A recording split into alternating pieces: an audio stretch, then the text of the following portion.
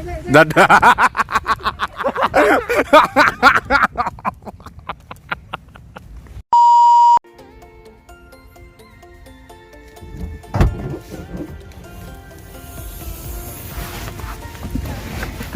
Wah. Selamat datang di channel Bardi Family. Jadi pada kesempatan kali ini saya akan mengupas bagaimana penggunaan selama 2 tahun Mitsubishi Pajero Sport tahun 2019 hingga tahun ini 2021. Mau tahu kelanjutannya? Yuk simak. Ya, jadi kesan pertama selama 2 tahun ini selama menggunakan mobil ini, pertama dari eksteriornya ya. Eksteriornya sih nggak ada masalah, cuma kebetulan mobilnya lagi kotor aja ya.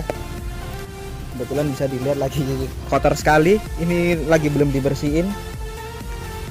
Masih banyak bekas hujan ya, sisa kemarin. Terus untuk bodinya sih mungkin ya wajar ya, baret-baret halus kena tanaman atau kena ranting-ranting pohon. Terus di sini saya sudah mengganti dengan ban ring 20. Bannya tipe AT untuk semi-semi di jalan aspal maupun di jalan off-road. Terus sekarang saya sudah memasang over fender variasi. Bisa dilihat kondisinya minimalis.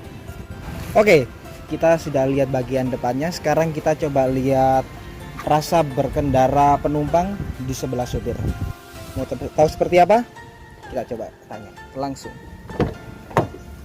Nah, di sini ada istri saya yang membantu untuk menjelaskan bagaimana rasa berkendara di samping sopir. Bisa dijelaskan? Overall sih nggak ada masalah, nyaman-nyaman aja. Terus mungkin menurut aku yang agak ribet itu bagian sini. Di bagian samping sini, Sampai situ tuh nggak ada tempat buat naruh koin gitu loh. Padahal kan kita kalau misalnya ada orang cepean atau apa kan refleks nyari koin di situ gitu loh. Jadi benar sekali. Jadian kantong taruh sini, jadi kayak ribet. Kalau mau sesuatu dadakan gitu kan susah, ribet. Jadi kebanyakan nggak bakal ngasih orang. Kalau dibandingkan kayak punya Toyota Rush gitu kan, di sini ada Ya. kayak celowokan deh istilah bahasa Jawanya gitu, celowokan gitu bisa buat naik koin, jadi lebih fleksibel aja sih. Overall sih nyaman, masih bisa dinikmatin Kalau selama mau aku pun aku berani doang. ya. Untuk perjalanan jauh nggak ada masalah ya Ada selama masalah 2 tahun. Di bagian sini ya. Nanti coba deh review di bagian belakang. Oke, kita Nah, juga ya. coba review di bagian belakang bagaimana rasanya. Kita langsung tanya. Oke, sekarang kita langsung menuju ke baris kedua dari mobil Pajero ini. Kita langsung tanya orangnya. Orangnya tidur.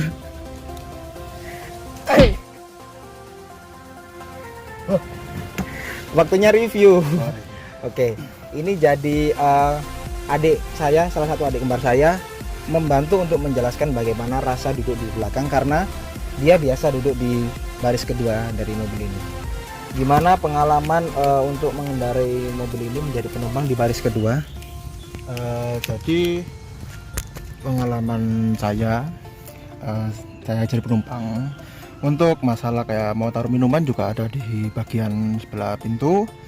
Terus untuk kenyamanan dari kursi sendiri itu sudah cukup empuk. Dan kalau bagian kayak off-road bisa pegang sini atau pegang sini. Dan juga untuk tinggi saya sekitar 170-an.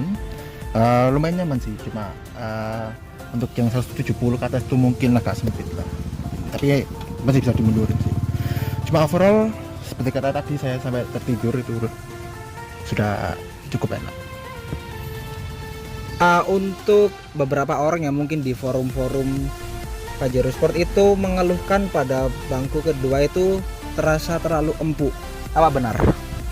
Bener sih, bener terlalu empuk. Jadi apa kadang bokong saya sama punggung saya itu agak sakit gitu. Agak-agak sakit gitu rasanya. Jadi mungkin improve kedepannya, mungkin yang model baru ini terasa suspensinya menjadi lebih stabil kali ya untuk penumpang di baris kedua. Overall nyaman ya atau gimana?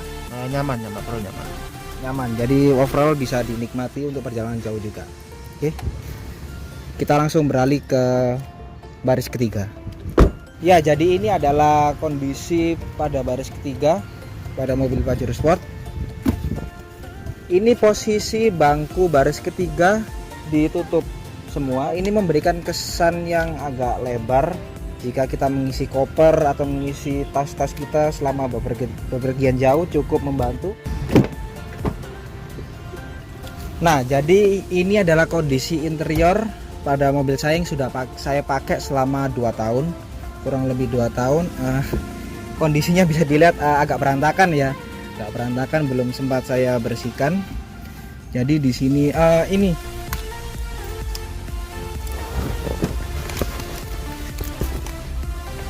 jadi kondisinya kulit pada persneling ini sedikit terkelupas. Mungkin juga efek penggunaan yang kurang baik ya. Terus juga pada posisi setir ini ada bekas kayak bekas kuku gitu. Terus sedikit mengelupas. Kemudian lain-lainnya sih nggak ada masalah ya, nggak ada pada bagian dashboard juga nggak ada yang terlalu berat masalahnya. Oke, jadi kita langsung nyalakan aja.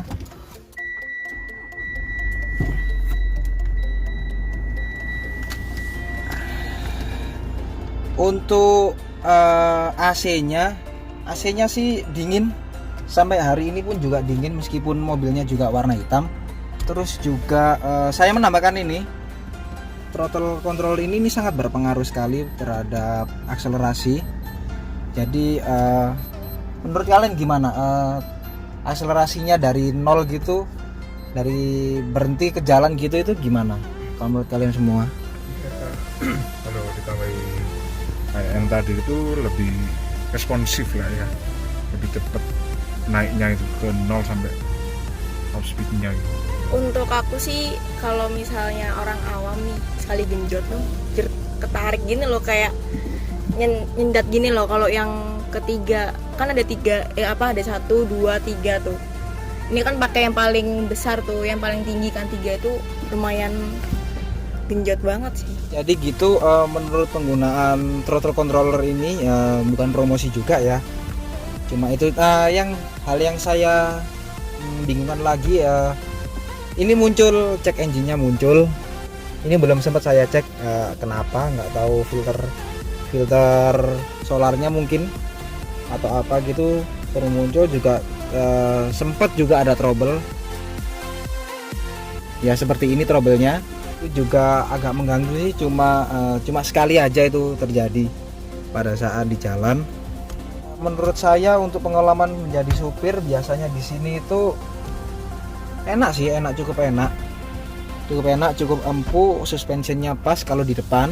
Kalau di belakang tadi sih kayak katanya sih agak empuk ya, ada terlalu empuk. Kalau di depan sih overall sangat nyaman sekali. Terus juga untuk balik keluarga gitu, biasanya kita keluar kota itu buka sunroof ini ya, untuk ya sekedar menikmati udara di luar yang sejuk. Sangat berpengaruh karena udara bisa masuk lebih lapang lagi selain kita membuka jendela. Ini juga salah satu fitur yang cukup membantu, meskipun kadang kalau di kota besar seperti di Surabaya ini nggak seberapa perlu ya.